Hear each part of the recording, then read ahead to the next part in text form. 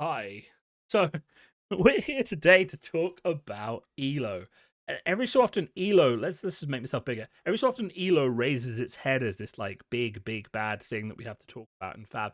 But the reality is, we do have to keep talking about it because I've said since the start, and I still believe that it is not the best system for achieving what our stated goal is. Right, and our stated goal is to get the best players playing the most games possible at the largest events. Right, we want to identify the best players, we want to get them to the large events, and we want to encourage them to compete and to play, right? ELO is a rating system which Fab has adopted. It is basically a matchmaking. It's not a matchmaking system because it's not used to pair players, but it is a rating system that basically allows players to determine who is a good player or a bad player based on who is winning and losing games. Right. So if you're not familiar with ELO, that's kind of a basic summary of it. Its history in Fab is originally we used XP, so how much you were playing and winning to qualify for events. Now we started to use ELO to qualify for Pro Tours and Nationals, for example. Pro Tours mostly coming through EQs now, I think, but there is still there has been for a long time an ELO element, and Nationals are almost fully ELO, and the RTN season well in those countries where there are large invitation only now. So let's just break down how ELO works in its simplest form. You have two players. They both start on a 1500 rating, so 1500 is the base rating for every player. When one player beats another player, they will gain or lose points based on a formula that calculates it based on the difference between their rating and the opponent's rating, and multiplied by a K factor, which is determined by the size of the event. Now, the K factor is basically the highest and lowest amount you can gain or lose based on the tier of the event and the tier of player that you're right. So, for example, if I go to an RTN where the K factor is 8, even if someone who's got like 1300 rating beats me and I've got 1600 rating, the max I can gain or lose is 8 points, right? So the bigger the difference basically determines whether you get the full 8 or a part of the 8 or a percentage of the 8, right? So 8 is the maximum points that can be awarded. If a good player beats a bad player, they get the full 8. Sorry, if a good player beats a bad player, they don't get the full 8, they get like a bit of the 8, so like 2 or something. If a bad player beats a good player in terms of their rating, the bad player will get the full 8 and the good, right? um K ratings are important because it's how people risk or de-risk tours.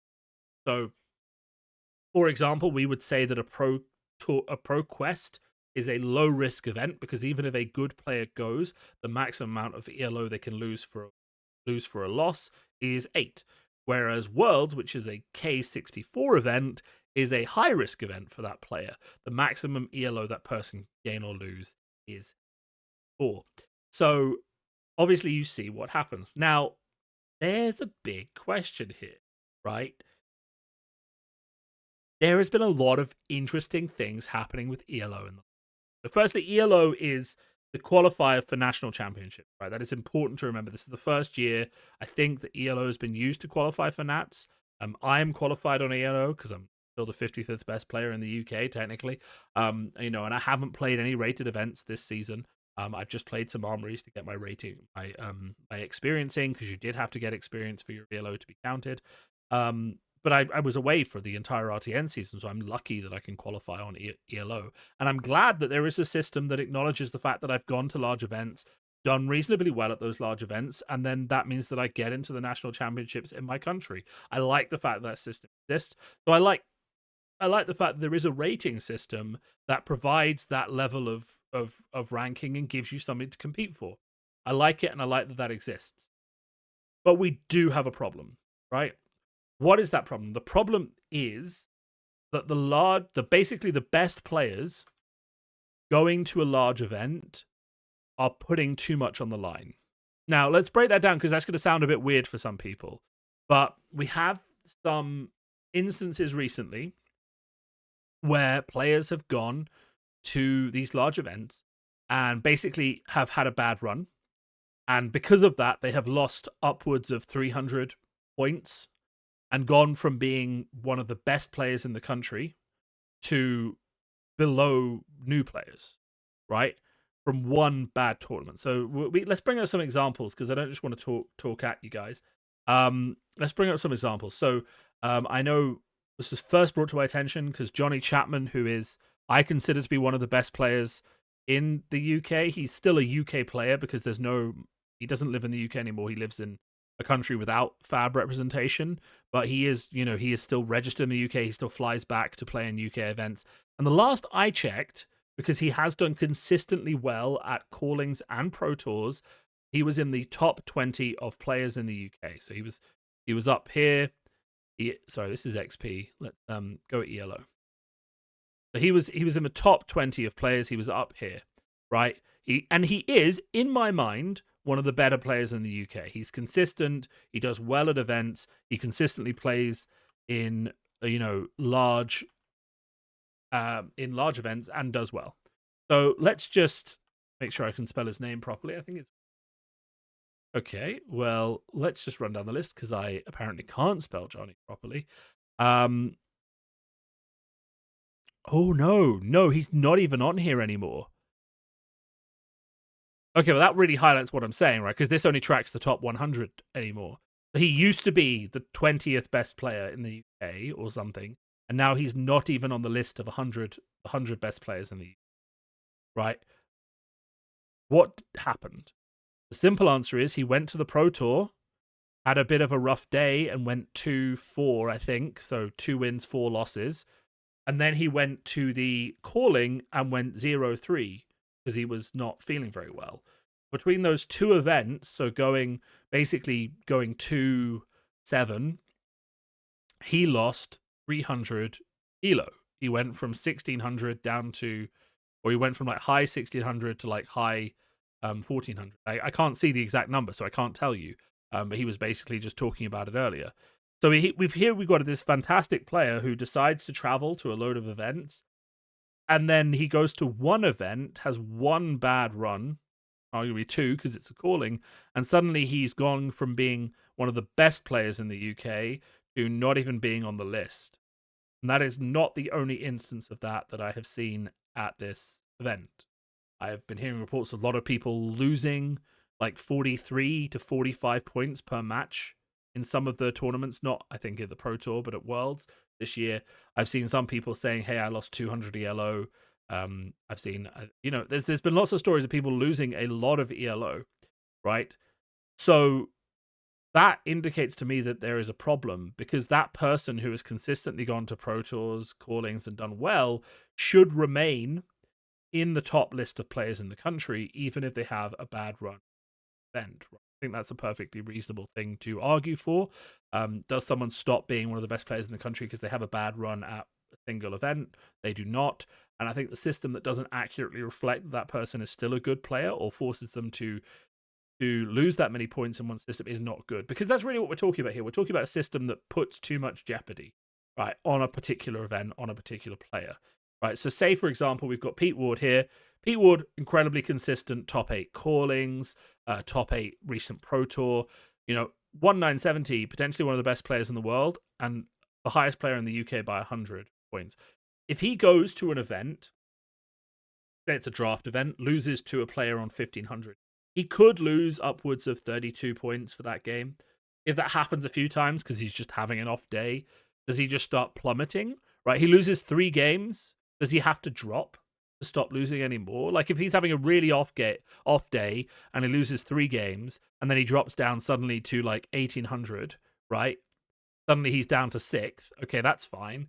But, if he decides to keep playing and he loses again, he drops down to what, here? Okay, now he's 20th, all because he's having a bad day. So he's kind of incentivized, if he's having a bad day, to drop out of a tournament that he's probably traveled across the world to play in, right? And that's kind of what we're talking about here, is that at the moment, the ELO system actually encourages draws and it encourages dropping from events, right? Because if we're close to going to time and I'm losing, but I'm not actively, I'm not losing, I can drag the game out, I'm actually incentivized to get the game to go to a draw. Because if I do, I don't lose ELO. So at large events, you're actually incentivized to draw games, which is not what FAB wants at all. So really what we're talking about here is too much exposure and too much jeopardy. And this is where things get interesting. So if we look at the ELO rating system, invented by this lovely guy. I always forget his first name, but I think his name is Arpad Elo. Um, so it's actually Elo is a second name for those who didn't realize it, right?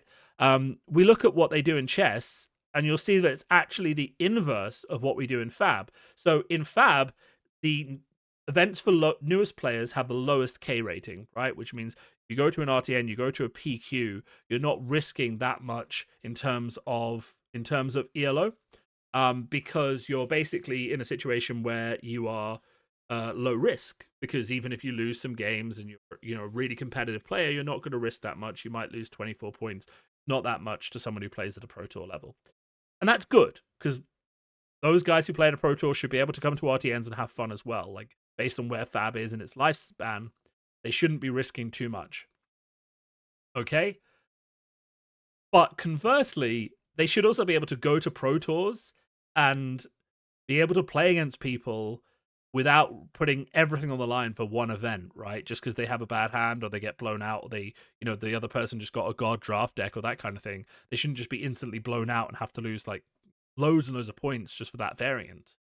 So what do they do in chess? Well, this is interesting, of course, because chess has, of course, an ELO rating. I think they use something else as well, depending on what country you're in. But chess, of course, has rating-based tournaments, right? For example. So, you have a tournament where everyone is 2400 or something. I mean, I don't know chess ratings. I know that's quite high. I'm just reading what it says here, right? So if you have everyone who's like 1800 to 2000, everyone's on the same rating.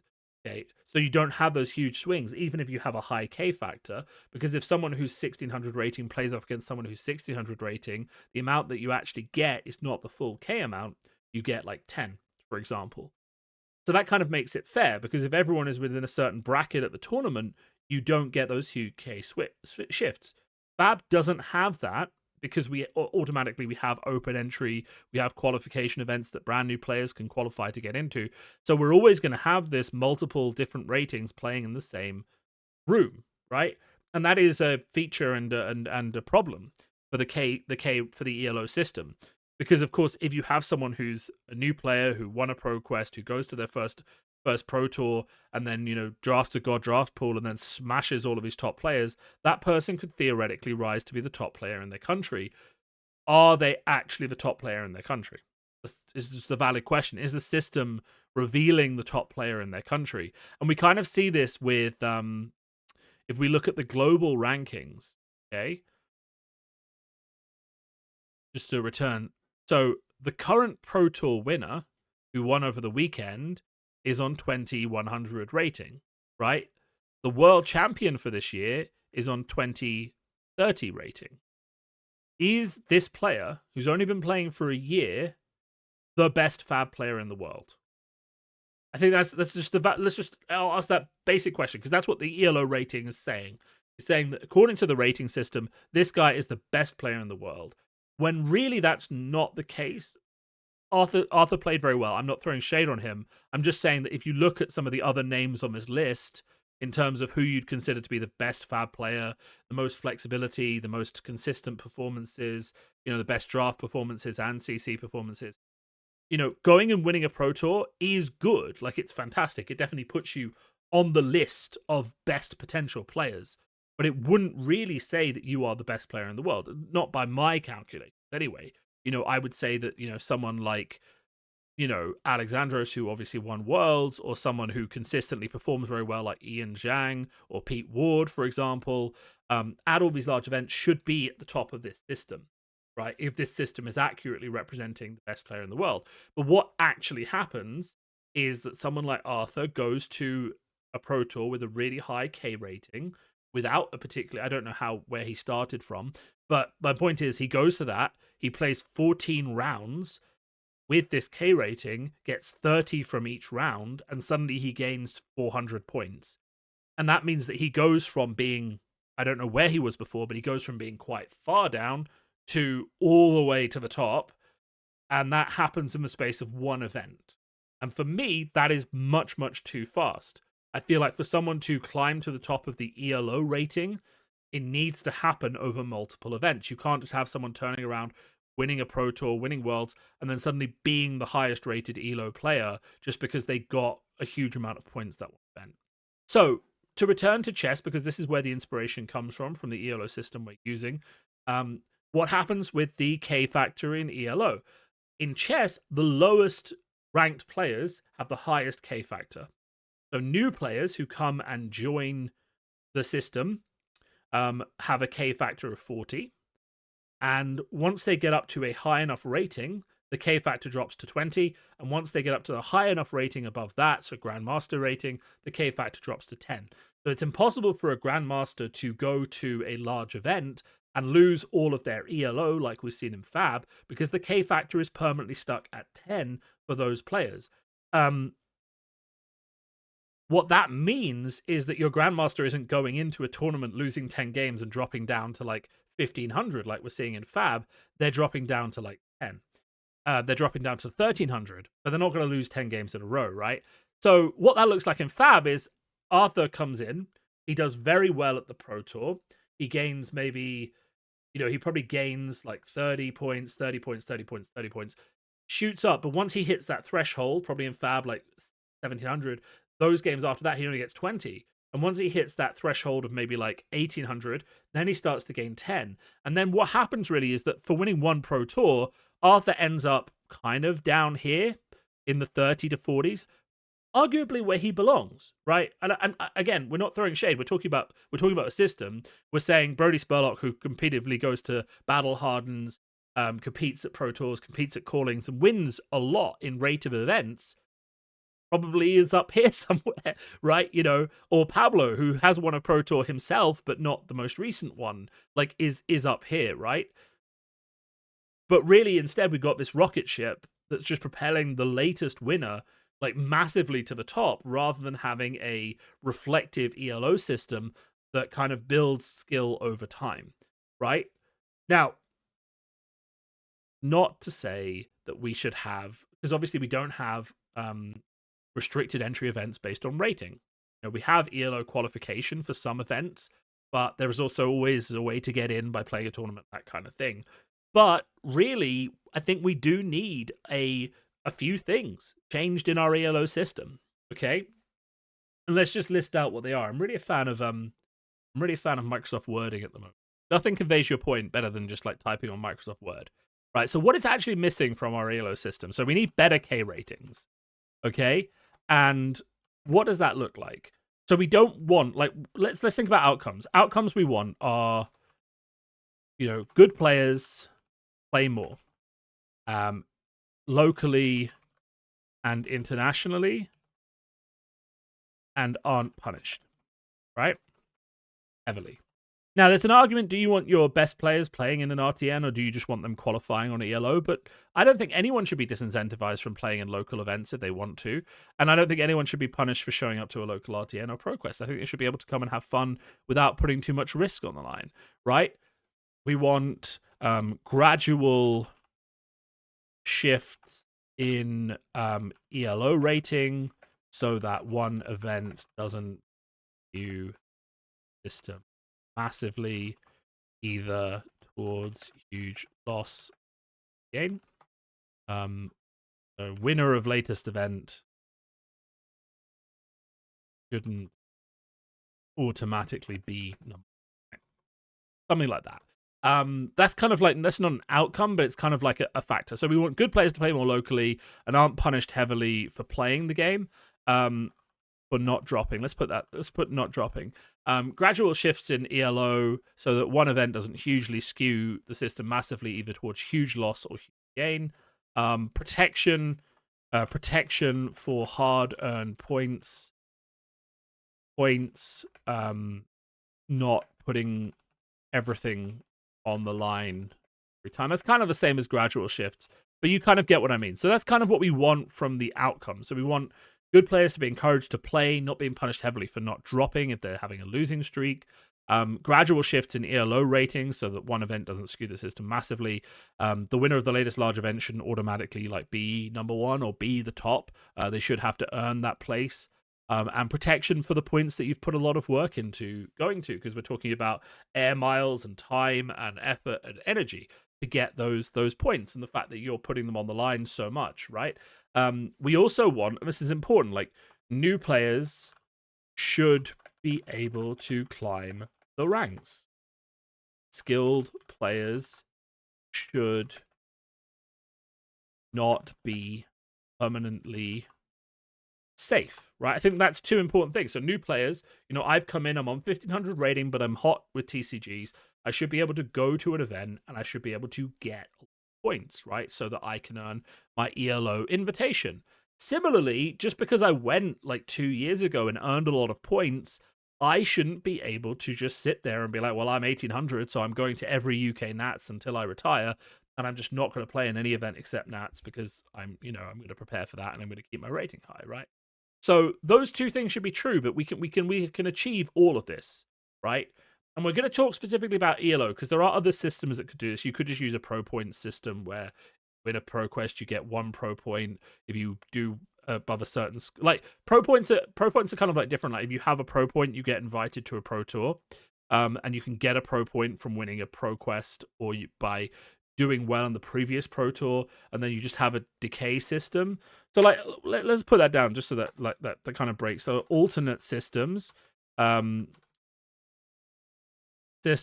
you just do pro points, 1 from PQ, 2 from placement at PT, Worlds Calling, and then degradation of 1 point per season, right? So what that actually looks like is I get a pro point by winning the pro quest. That means I get an invite to the next pro tour. If I place at that pro tour, then I get 2, and I'm invited to the next 2 pro tours, for example.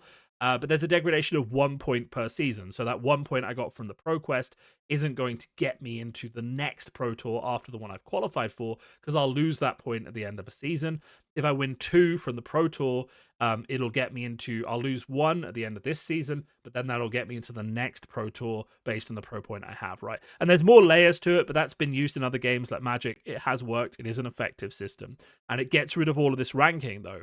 And people like the ranking, right? So it's good to have an international ranking. I definitely like being the 50th best player in the UK. I definitely like being able to say I'm one of the top 1K players in the world. It used to be higher in Limited, much better in Limited than Classic Constructed, but I got pulled down by this combined ELO shit, right? No, combined ELO is good. Right, but let's just focus on ELO, right? So improvements we'd like to see to ELO. There are various ways to handle the K rating risk at events, right? So you can do rating based K levels for individual ranks, right? This is just maths, what we've seen in chess. So then even if a 1800 player joins a tournament with a 1500 player, the 1800 player has an individual K ranking, and so does the 1500 player.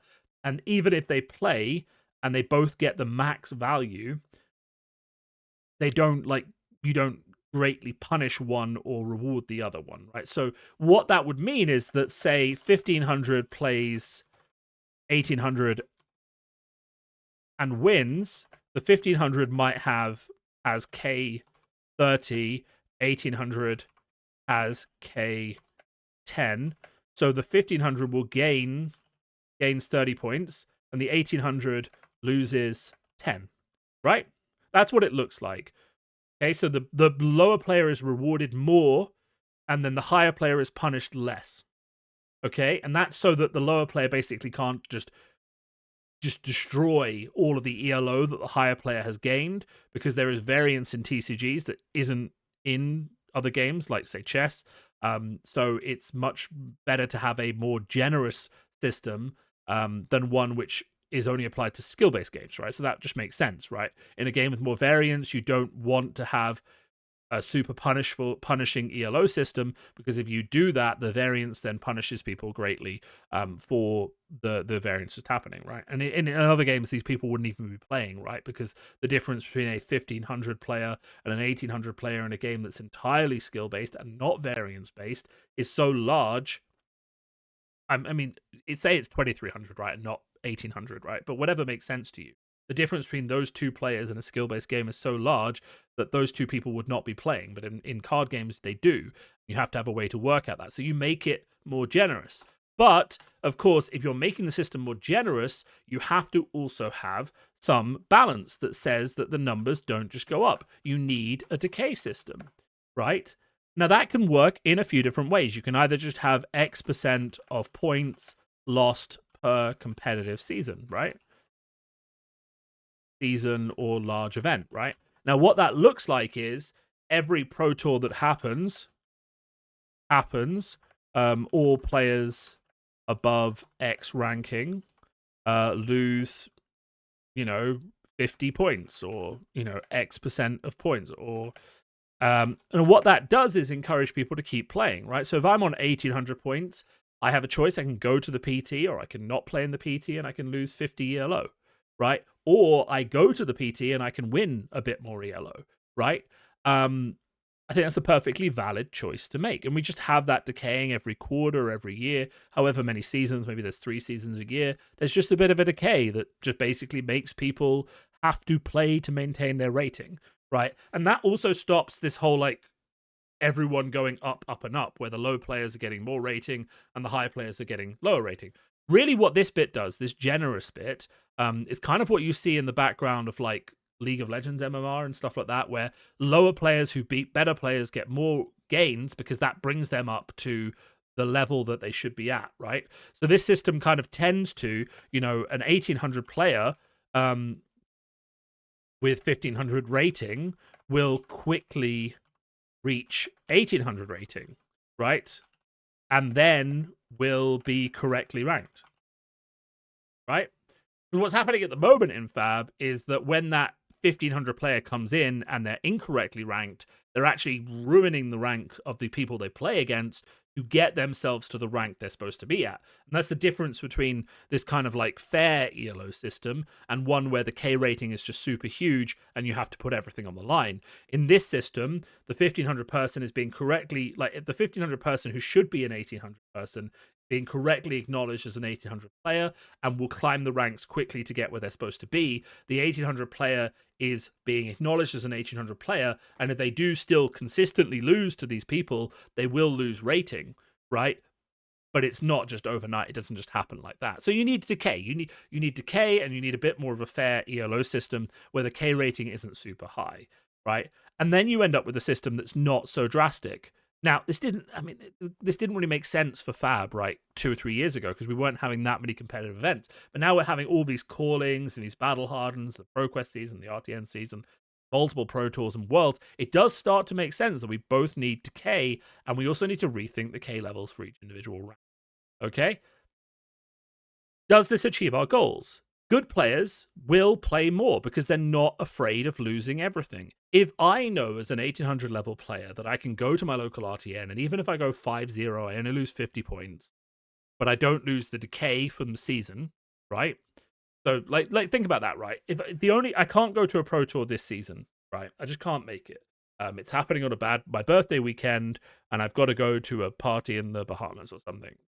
So if I don't play any rated events this season, I know I'm losing 50 points. So I think, okay, screw it. Let's get in a quick RTN. Let's get in a quick ProQuest. And then I'm just feeling off because I'm thinking about my travel and I lose 5 games that day. I'm losing the 50 points that I would have lost to decay anyway. So I have to, that's fine. I'm risking 50 points playing or not playing. But that's a reasonable exception loss. That's a reasonable exception for me, right? The current system does that because the K rating is so low for ProQuests. But what the ProQuest rating being so low does actually is makes it very, very hard for people to climb to the rank that they should be. It makes it very, very hard for people to qualify on ELO for nationals, for example, because the amount of games you would have to play at a ProQuest to get into the nationals ELO bracket in established countries like the UK, for example, is quite high. So the ProQuest really isn't really doing what it needs to do with the current K rating, where this change would fix that. Decay just seems to be a natural point. So this would also lead to gradual changes, because also we could imagine where, obviously 2 1800s are playing each other, one's gaining 10, the other's losing 10. We'd still see some rapid climbs. We would still see some rapid climbs where people are just coming in with like 1500 rating and beating, the 2100s, the 2000s. They're going to get a lot of ranking from that. We could even say that, if a 1500, you can do this based on math. You can say, like, if a 1500 beats a 2100, they gain, and you can just do like one minus the other divided by whatever you want, multiplied by something. You can just do a math scalar that makes it so they do get rewarded for that difference. But then you still don't have a 2100 player lose like 64 ranking. So if that happened at Worlds at the moment, a 1500 player beat like, Pete Ward, he'd lose 64 points. He'd lose 64 points. He'd lose more than he gets for like 7 wins against comparatively ranked players. Like, how is that fair? Okay? And we need a system that protects those people from all their hard work, right? And like, not to call out Johnny, Golden Donkey, a lot of people know him on Discord, famous Azuri player, done very well at multiple tournaments. He should not be cratering from like top 20 in the UK to like outside the list of top players from one bad event where he had a stomach bug and a migraine. And also, like, just to get a bit fucking, like, I'm swearing a bit this one, but just to get a bit, like, he should not be punished that badly for having a bad day, right? And also, just to wrap it up with a bit of fucking vitriol, he should not be forced to drop when he's having a bad day. Like, you have traveled internationally to Los Angeles from the UK. You have spent £3,000 on that event, and you get food poisoning. And the only way to protect your ELO, like your fucking ranking, which gets you invited to the UK National Championships, is to not play in the event that you've just spent £3,000 getting to. And that's the system that we have to qualify ourselves for national championships. Like, that is just absolutely ridiculous. So I'm not saying that these are the things that need to happen, but if you agree with me that these are the problems, then something needs to happen, okay? And I'm going to clip this bit. I think it's actually pretty good, but like, yeah, it blows my mind. That's all I'm going to say. Have a good one. Speak to you all soon.